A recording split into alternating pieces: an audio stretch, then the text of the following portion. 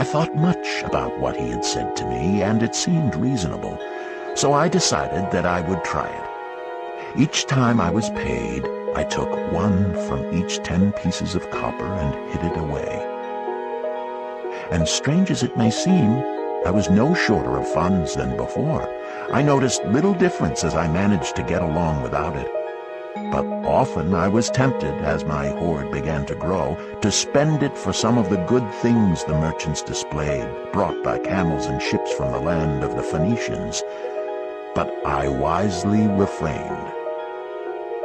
A 12th month after Algamish had gone, he again returned and said to me, "Son, have you paid to yourself not less than 1/10 of all you have earned for the past year?"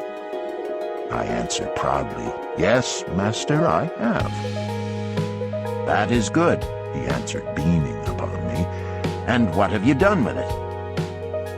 "I have given it to Asmer, the brickmaker, who told me he was traveling over the far seas, and in Tyre he would buy for me the rare jewels of the Phoenicians. When he returns, we shall sell these at high prices and divide the earnings."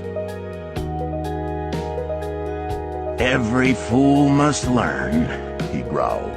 "But why trust the knowledge of a brickmaker about jewels? Would you go to the breadmaker to inquire about the stars? No, by my tunic, you would go to the astrologer if you had power to think.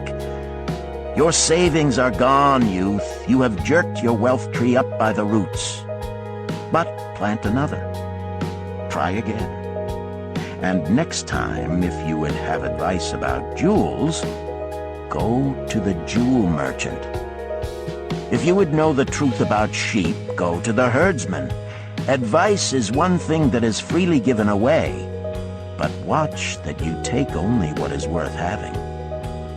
He who takes advice about his savings from one who is inexperienced in such matters shall pay with his savings for proving the falsity of their opinions." Saying this, he went away. And it was as he said, for the Phoenicians are scoundrels and sold to Asmer worthless bits of glass that looked like gems. But as Algamish had bid me, I again saved each 10th copper, for I now had formed the habit, and it was no longer difficult. Again, 12 months later, Algamish came to the room of the scribes and addressed me. "What progress have you made since last I saw you?"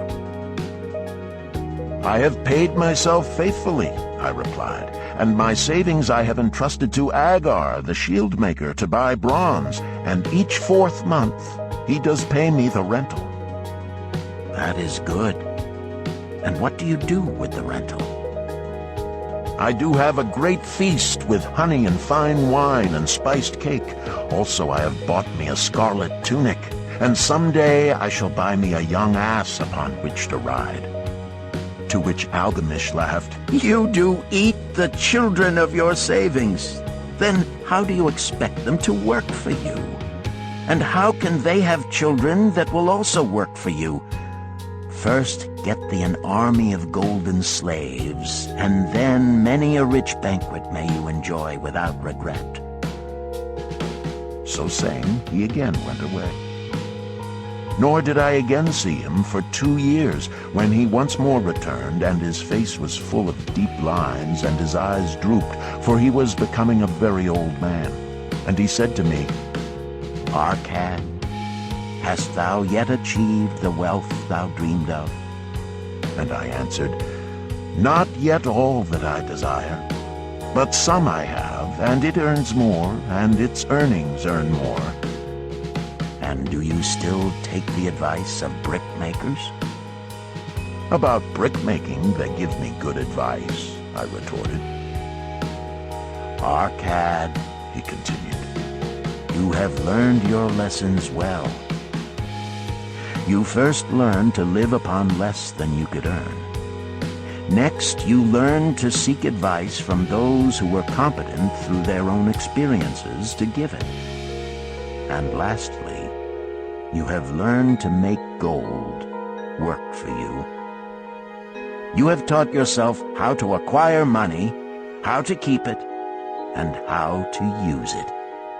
Therefore, you are competent for a responsible position.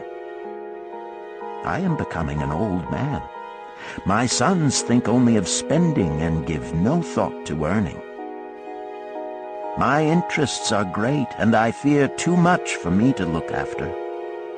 If you will go to Nippur and look after my lands there, I shall make you my partner, and you shall share in my estate.